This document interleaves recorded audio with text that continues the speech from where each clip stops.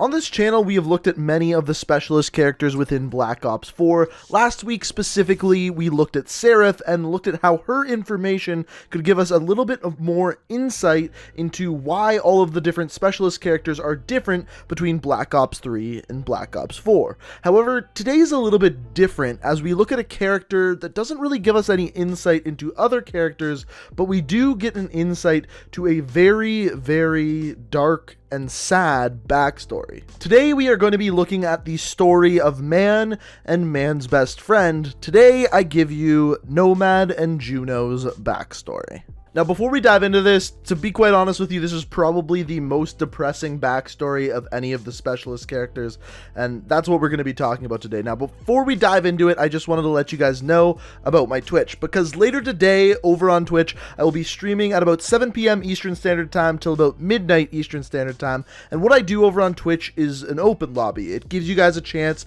to play some games with me, and something you may not actually know is that normally I stream Monday through Friday at 7 p.m. Eastern Standard Time every single week. So be sure to check out that link down in the description. But the special thing that I'm doing today is later on in the stream, we're going to be doing a blackout open lobby. In other words, I'm going to be playing duos with my viewers and trying to get you guys some wins. So if that's something at all you're interested in, check out that link down in the description, and hopefully I'll see you over on my Twitch. Now, as always, guys, with the specialist stories, if you do enjoy these type of videos and want to see this series continue, I would love if you do two things. First of all, hit that like button. It shows me you enjoyed, and the more likes these videos get, the more likely I am to continue this series.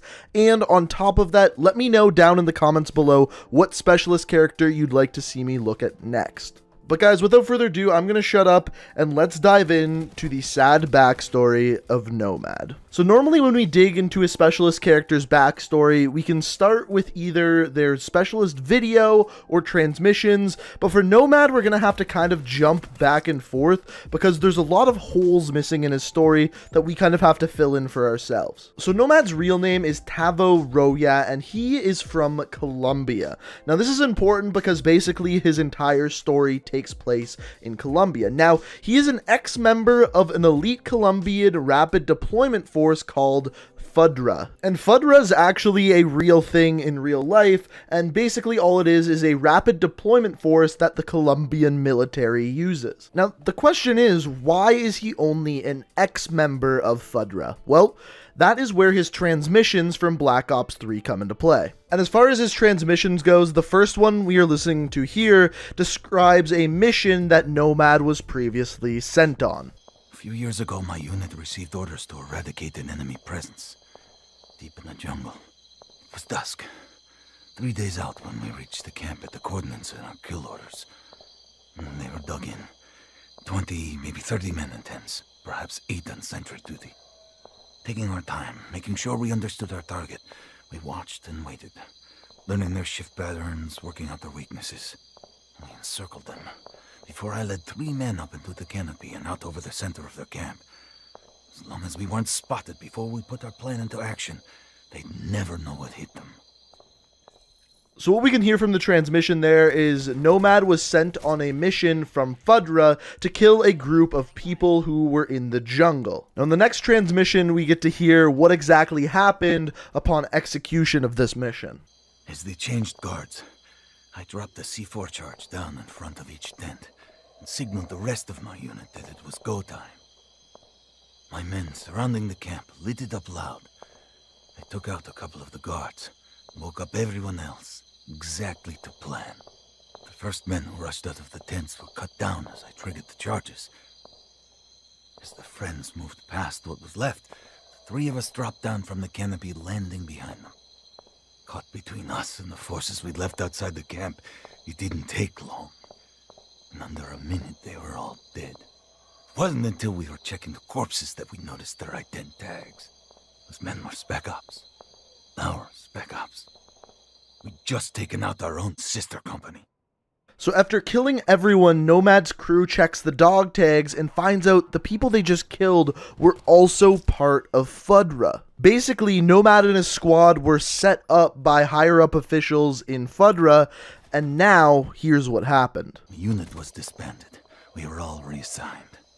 A few weeks later, I heard one of my friends was dead. An accident with unexploded ordnance. A month later, there was another. A heart attack, I think. The next month, 2 more.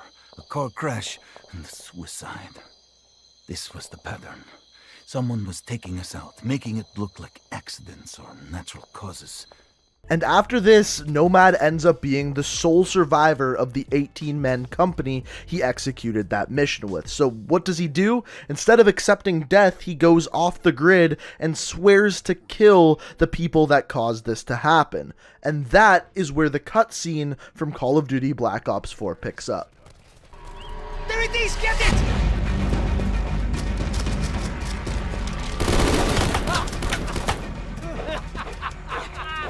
What do we have here? Fuck! Where did it go? You probably shot it, you moron. I told you to shoot low.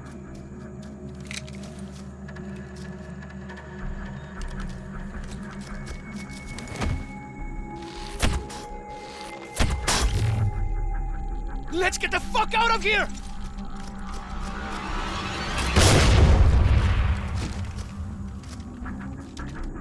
Mendoza. Tavo, I should have known it was you. You set us up. He was our own. We killed our own? I had no choice, son. There's always a choice, sir.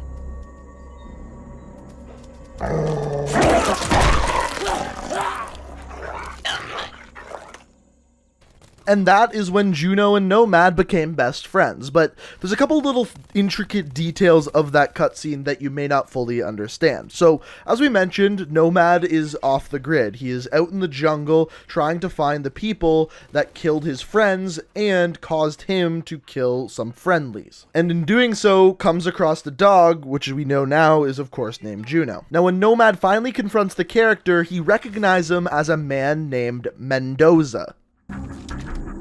Mendoza.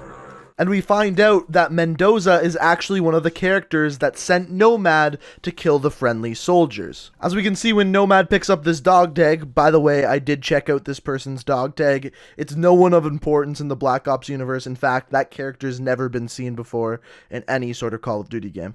Now, another curious bit about this cutscene is when Mendoza calls Nomad son. I had no choice, son. Which I, of course, did look into, and there was no evidence whether or not this person was Nomad's father, but I'm guessing it's just one of those terms that he was using because Nomad is younger than him. But then, of course, after this, Juneau kills Mendoza, and the rest is history. Now, the sad part of this story is what comes after this cutscene. You see, because of what happened, Nomad doesn't trust anyone. None of the other specialist characters. The only thing he actually trusts is Juneau, his dog, which, as far as information about Juneau, there really isn't much. We know Juneau is a she, it's a female dog, but other than that, we don't know where Juneau came from, we don't know why those soldiers were chasing her. The only thing we know is what we can find out in Nomad's comic that's, of course, created by Treyarch. And basically the story of this comic is Juneau gets shot in the paw, and then Nomad has to take Juneau to the vet. Now, all this comic is showing is the lack of trust Nomad actually has for people, as by the end of this comic, Nomad ends up beating the crap out of the veterinarian, even though the vet didn't really do anything wrong. He went and answered a phone, which Nomad thought was the government coming, trying to track him and his dog and kill him. Basically, Nomad's going insane because of his lack of trust for anyone. But once again, we really don't get to learn anything more about Juneau, no more of her backstory or anything like that. The only thing that's further enhanced by this comic is the fact that Juneau is the only being on Earth that Nomad truly trusts. Now, it gets even more sad when you think about what goes on next. Now, as we know, Nomad and Juneau are specialist characters in Black Ops 4, but Black Ops 4 is a prequel to Black Ops 3, and as we know, Juneau is not in Black Ops 3, and Black Ops 3 takes place 20 years later. And 20 years later, Juneau, of course, is not alive, which means the one thing that Nomad actually trusts in the world is no longer with him. Hence why his specialist weapon in that game is a weapon that shoots not even live bees, robot bees that tear people apart. like I said, a not so happy end to the story. But that's not it. There are actually 2 other theories that I'd like to touch on in this video. The first of which kind of revolves around what we talked about in last week's video revolving around Seraph. So if you haven't seen that one already, you should probably check it out. But what we talk about in that is with the backstory of Blackout, we find out that Savannah Mason has the technology to reincarnate people, beings, you name it, she can recreate it. And in this, we also discovered the fact that it might be the fact that every character in Black Ops 3, all of the specialist characters have died and been brought back to life as replicas, if you will. Now, whether you believe that theory or not, it doesn't really matter, but another piece of evidence that supports that is the very first thing Nomad says at the beginning of his first transmission. My name is Devil Ross, call sign Nomad. If you're hearing this, then I failed. Likely killed by the traitors I'm hunting down.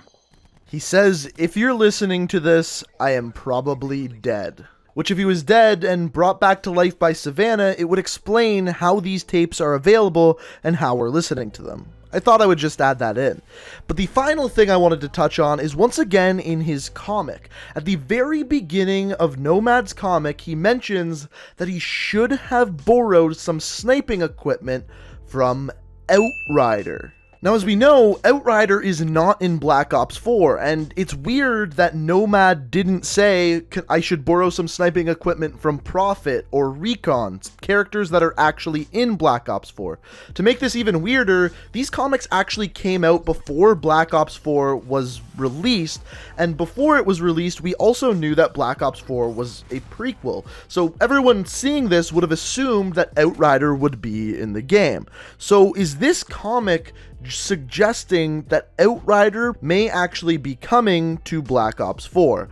I think so. In fact, I would go as far as to say I'm betting that Outrider is the next character to be added to Black Ops 4. And I actually have a little bit more evidence to support this. And if that's a video you would like to see in the future, let me know. Let me know down in the comments, and also show me by simply hitting that like button. We can dig deeper into what we know about Outrider to figure out when she would be coming to Black Ops 4, or if she would be coming to Black Ops 4. So like I said, hit that like button if you'd like to see that video, or if you just enjoyed this video, feel free to hit that like button. Also, if you're new to the channel and like what you see, the best way to stay up to date on all my videos is make sure you hit that subscribe button and make sure you have notifications on. Also, let me know what you thought of the video down in the comments below, and let me know what specialist character you would like to see me explore next. But guys, I hope you enjoyed the video. Thank you so much for watching, and until next time, peace out. We are reaching for